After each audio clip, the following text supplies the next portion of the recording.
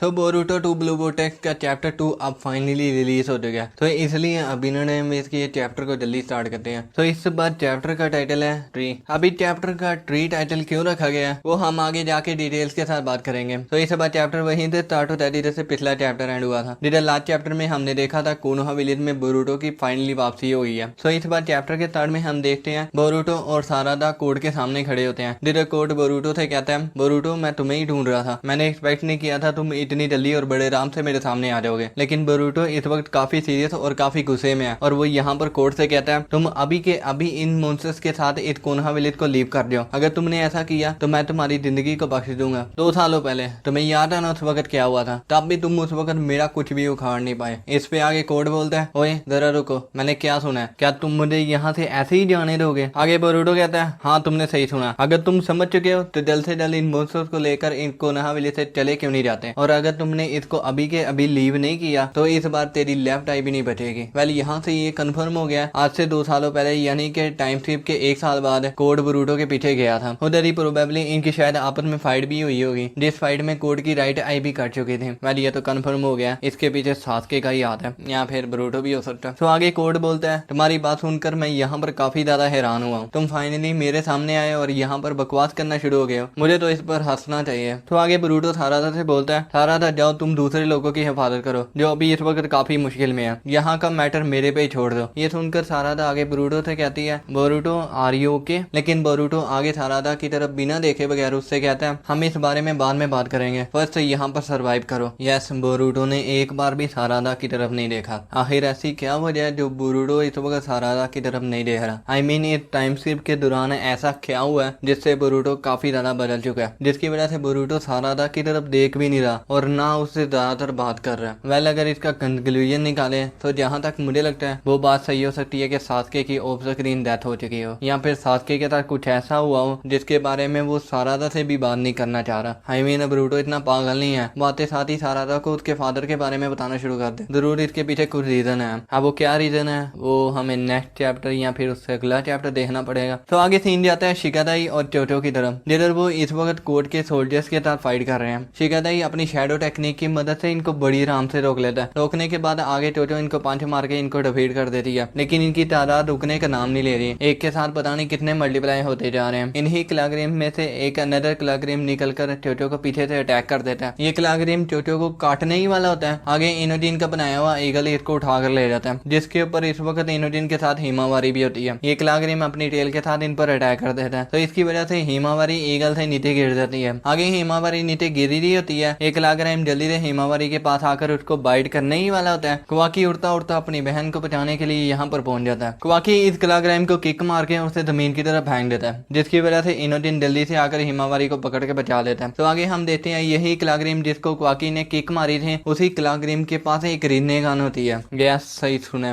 इस क्लाग्रिम के पास रीने गन है। सोचो इसके साथ ये क्लाग्रिम कितना पावरफुल होगा। मुझे तो ये डर है अभी ये इसकी एबिलिटी को यूज ना कर ले। रीने गन की एबिलिटी ऑलरेडी काफी टेरिफाइंग है, बट आई थिंक मुझे नहीं लगता सभी क्लाग्रिम के पास रीने गन होगी। शायद ये क्लाग्रिम बाकी क्लाग्रिम के सुपीरियर होगा। तो आगे हिमावारी क्वाकी को बिग ब्रो कहकर थैंक यू बोलती है, लेकिन ये सुनकर क्वाकी काफी गुस्से होता है और उसे कहता है, मैंने तुम्हें कितनी बार कहा है मुझे ऐसे मत बुलाया करो। ये सुनकर हिमावारी और इनोजिन भी काफी शौक हो जाते हैं। आगे ये सभी के सभी आपस में बात कर रहे होते हैं, तभी अचानक से एक क्लाग्रिम में से एक अनदर क्लाग्रिम निकलकर क्वाकी पर पीछे से अटैक करके उसे जमीन की तरफ पटक देता है, और इस पर देखने से इसके पास रिनेगन भी है। ये क्लाग्रिम आगे क्वाकी पर सुसुकी कहकर चला रहा होता है। आई मीन क्वाकी खुद एक सुसुकी है, तो ये जो टेंटेल की आर्मी है इनका भी मेन पर्पस है सुसुकी को कंज्यूम ही करना है। वो आपको पता ही होगा इसके बाद क्या होगा। तो आगे हम देखते हैं शिकादाई जल्द से जल्द अपनी शैडो टेक्निक से इस क्लाग्रिम को रोक लेता है, तो इसकी वजह से आगे क्वाकी अपना कारमा एक्टिवेट करके इस पर अटैक कर देता है, जिसकी वजह से एक क्लाग्रिम पीछे उड़ता उड़ता जाकर गिरता है। आगे हम देखते हैं एक क्लाग्रिम में से पता नहीं कितने क्लाग्रिम बाहर आते जा रहे हैं। शिकादाई यहाँ पर कहता है पता नहीं और कितने होंगे, ये तो यहाँ पर खत्म होने का नाम ही नहीं ले रहे। लेकिन क्वाकी को कोई फर्क नहीं पड़ता और वो यहाँ पर शिकादाई से कहता है फिक्र मत करो, बिकॉज मैं इन सबको यहाँ से मिटाने वाला हूँ, इनमें से एक भी जिंदा वापस नहीं जा पाएगा। तो आगे सीन वापस चेंज होता है बोरूटो की तरफ, जिधर वो इस वक्त कोर्ट के क्लाग्रिम के आस पास घिरा हुआ है। इन्हीं क्लाग्रिम में से एक क्लाग्रिम अचानक से बोरूटो के ऊपर अटैक कर देता है, तभी बोरूटो इसको नोटिस करके बड़ी आराम से अपनी स्वॉर्ड निकालकर इसे टमाटर की तरह काट देता है, जिसकी वजह से ये क्लाग्रिम आधा कट जाता है। ये देखकर आगे कोर्ट दूसरे क्लाग्रिम को अटैक करने का ऑर्डर दे देता है, जिसकी वजह से बाकी के क्लाग्रिम भी ब्रूटो पर अटैक कर देते हैं, लेकिन ब्रूटो के सामने चाहे जितने भी आ जाए ब्रूटो को यहाँ पर कोई भी फर्क नहीं पड़ता। ब्रूटो बड़ी आराम से अपनी स्वॉर्ड निकालता है और उसे एक सर्कल में घुमाकर वापस रख देता है, जिसकी वजह से सभी के सभी क्लाग्रिम कट जाते हैं। किसी की बॉडी कट चुकी है, किसी का सर कट चुका है, किसी का बाजू कट चुका है। लेकिन यहाँ पर मैंने एक बात नोटिस की है, अटैक करते वक्त ब्रूटो का जब क्लॉक ऊपर उठता है तो उसके पीछे यहाँ पर उजुमाकी का सिंबल बना हुआ है। वेल हर कोई भूल जाए ये उजुमाकी से है, लेकिन अपना ब्रूटो कभी नहीं भूलेगा। एंड भाई साहब इसने क्या स्वॉर्ड यूज की है, सच में इसने प्रूव कर दिया है, साथके ने इसको ट्रेन किया। कोड ये देखकर काफी गुस्सा होता है और उसे कहता है तो इसका मतलब तुम्हारी बातें बकवास नहीं थी। ब्रूटो कहता है अगर तुम दोबारा ऐसे करने की सोच रहे हो तो इनमें से एक भी दोबारा नहीं बच पाएगा। आगे कोड कहता है लगता है इतने से काट कर तुम यहाँ पर काफी खुश हो रहे हो। मैं तुम्हें यहाँ पर बता दूं, यहाँ पर मेरे अलावा और भी बड़े तरह क्लाग्रिम है, ये सभी के सभी मेरे लिए टूल्स ही हैं। कोड की बात सुनकर आगे ब्रूटो काफी सीरियस होकर बोलता है तुम्हें अभी भी नहीं समझ लगी इस टेंटेल का असली डर है। ये सुनकर आगे कोड काफी ज्यादा शौक हो जाता है। वेल अब वो क्या बात हो सकती है जो इस वक्त ब्रूटो को पता है लेकिन कोड को नहीं। इस पे जरा आगे जाके बात करते हैं। अभी नेक्स्ट पेज की तरफ चलते हैं। तो इसके साथ सीन चेंज होता है सारादा की तरफ, जिधर हम सारादा को इस वक्त फाइट करते हुए देख रहे हैं, पर सारादा यहाँ पर क्लासिक फायरबॉल जूसो यूज करती है। फिर इसके साथ सारादा आगे कोड के सोल्जर्स के अगेंस्ट चिदोरी यूज करती है और इसके साथ पता नहीं कितने क्लाग्रिम्स को डिफीट कर देती है। वेल सारादा भी किसी से कम नहीं है, आखिर में ये है ही साथके की बेटी। तो आगे शिनोबी सारादा की परफॉर्मेंस देखकर यहाँ पर कहता है क्या तुम वाकई में ज्ञानीन हो। इस पे सारादा कहती है इससे कोई फर्क नहीं पड़ता चाहे मैं यहाँ पर ज्ञानीन हूँ यहाँ पे जोनिन। इसी कन्वर्सेशन के दौरान एक क्लाग्रिम में से एक अनदर क्लाग्रिम निकलकर सारादा के पीछे अटैक कर देता है। ये क्लाग्रिम सारादा को बाइट करने ही जा रहा होता है। ये देखकर आगे ये शिनोबी इनके बीच में आ जाता है, जिसकी वजह से ये जो क्लाग्रिम सारादा को बाइट करने जा रहा होता है वो इस शिनोबी को यहाँ पर काट लेता है। ये शिनोबी आगे यहाँ पर हेल्प के लिए बोलता है, लेकिन यहाँ पर काफी ज्यादा देर हो जाती है। एंड देखते ही देखते नेक्स्ट पैनल में ये शिनोबी यहाँ पर ट्री बन जाता है। यस एक ट्री, जो इस बार इस चैप्टर का टाइटल भी है। वेल जब मैंने इस पैनल को देखा तो मुझे वो दैसू वाला सीन याद आ गया, जिधर वो जब नारुतो दैसू को मारता था तो वो दैसू एक ट्री में बदल जाता था। तो बेसिकली यहाँ पर हुआ ये है, हमें पता ये जो क्लाग्रिम है ये टेंटेल से ही निकल कर आए हुए हैं। तो इस वक्त इसने किया ये है, इस शिनोबी का पूरा चाकरा कंज्यूम कर लिया। और हमें पता है जब टेंटेल लार्ज अमाउंट में चाकरा को कंज्यूम करता है तो इसे एक डिवाइन ट्री बन जाता है। अभी शिनोबी के बाद इतना चाकरा तो है नहीं जैसे ये जो डिवाइन ट्री बन जाए। तो बेसिकली ये यहाँ पर एक ट्री बन गया, लेकिन अभी इसने सुजुकी को कंज्यूम कर लिया तो ये यहाँ पर डिवाइन ट्री बन जाएगा। बाकी वो भी हमें पता है जब सारा का सारा चाकरा कंज्यूम हो जाए वो पर्सन भी समझो गया। लेकिन इस ट्री का रोल यहाँ पर नहीं खत्म होता, इस ट्री से ही इस कोनहा विलेज में कुछ ना कुछ होने वाला है। मैं ये पक्का श्योर से कह सकता हूँ। अब वो क्या होने वाला है वो हमें आगे जाकर देखने को मिलेगा। तो इसके साथ सारादा आगे दूसरे शिनोबीस की तरफ भी देखती है, जिधर क्लाग्रिम के बाइट करने के बाद वो शिनोबी एक ट्री में बदल गया। सारादा भी देखकर यहाँ पर काफी ज्यादा शौक हो गई हुई है, यहाँ पर चल क्या रहा है। तो इसके साथ सीन चेंज होता है वापस ब्रूटो और कोड की तरफ, जिधर कोड ब्रूटो से कह रहा होता है हाँ मैं भी टेंटेल के बारे में जानता हूँ। अब कोड तुम भी यहाँ पर जानते होगे, ये इस वक्त यहाँ पर सिर्फ एक बीस की तरह है जो अपने खाने की तलाश में है, और ये लोग तब तक अटैक करते रहेंगे जब तक इनको एक सुजुकी नहीं मिल जाता। इस पे ब्रूटो आगे कहता है नॉर्मली ये सच है लेकिन अब नहीं, बिकॉज ये इसलिए है क्योंकि तुमने इनको ऐसा बना दिया, तुमने इनको यहाँ पर जैसे ट्रांसफॉर्म किया है तुम्हारी वजह से ये लोग यहाँ पर काफी डिफरेंट हो चुके हैं। लेकिन मैं दोबारा यहाँ पर बोलूंगा तुम अभी के अभी उनको ऑर्डर देकर यहाँ पर रोक सकते हो अगर तुमने ऐसा नहीं किया, अदरवाइज इसका आउटकम हम सब के लिए काफी बुरा होने वाला है, एक वर्ष फ्यूचर जिसका कभी किसी ने इमेजिन तक नहीं किया होगा। इस पे आगे कोड कहता है तुम्हारा यहाँ पर पॉइंट क्या है, जब टेंटेल किसी और सुजुकी को ईड करता है तो वो एक डिवाइन ट्री में बदल जाता है, एंड जब ऐसा टाइम आएगा तो ये प्लेनेट पूरी तरह खत्म हो जाएगा, एंड वही वर्ष फ्यूचर मेरी ऑब्जेक्टिव है। इस पे आगे ब्रूटो काफी सीरियस होकर बोलता है मैं तुमसे सिर्फ एक बार दोबारा बोलूंगा, मैं तुम्हें यहाँ पर जाने दूंगा, लेकिन शर्त यहाँ पर ये है तुम्हें मुझे टेंटेल की तरफ लीड करके लेके जाना होगा। आगे कोड कहता है ब्रूटो स्टुपिडिटी की भी कोई लिमिट होती है, क्या तुम्हारा दिमाग यहाँ पर खराब हो चुका है। इस पे आगे ब्रूटो बोलता है मेरी बातें तुम्हें यहाँ पर मजाक लग रही होंगी, लेकिन तुम्हें मारना इस वक्त काफी आसान है, बिना कुछ किए बगैर मरने से बेहतर है तुम यहाँ पर दुनिया के लिए सिर्फ एक बार दोबारा से अच्छा काम नहीं करके चले जाते। अभी इतनी बेइज्जती कोई भी नहीं सह पाएगा। कोड को यहाँ पर गुस्सा चढ़ जाता है और उसे कहता है यहाँ पर जो मरेगा वो तू मरेगा, लेकिन ब्रूटो इसको रिप्लाई देते हुए कहता है मैं देख रहा हूँ अब इस इडियट के लिए एक और लफ्ज कहने का कोई फायदा नहीं। वेल इसके बाद अब काफी लोग कह रहे हैं ब्रूटो यहाँ पर फ्यूचर देख कर आया, जो ऐसा फ्यूचर इसने इमेजिन तक नहीं किया होगा, तभी वो यहाँ पर कोड से ऐसे बात कर रहा है। आई मीन इसने कोड को यहाँ से जाने के लिए भी बोला है, सिर्फ एक शर्त पे, अगर ये ब्रूटो को टेंटेल की तरफ लेकर जाएगा। अब वो क्या बात है जिसकी वजह से ब्रूटो इस वक्त कोड को बख्शने का कह रहा है। ज्यादातर पॉसिबिलिटी मुझे ये लग रही है ब्रूटो सच में फ्यूचर देख कर आया, तभी वो शायद सारादा से भी यहाँ पर क्या होगा, तुम्हें यहाँ पर सर्वाइव करना होगा, यहाँ पर कुछ भयंकर होने वाला है। अब वो क्या होने वाला है वो हमें आगे चैप्टर्स में देखना पड़ेगा। वैसे इस पर काफी काफी ज्यादा थ्योरीज बनती हैं, उस पर फिर कभी किसी वीडियो में बात करेंगे। ये तो कंफर्म है बोरूटो सच में फ्यूचर देकर आया। वेल देख रहे हो बोरूटो की बातें, आखिर कह रहा है कोड को मारना यहाँ पर काफी आसान है। आई मीन कोड इस वक्त लिमिटर के बगैर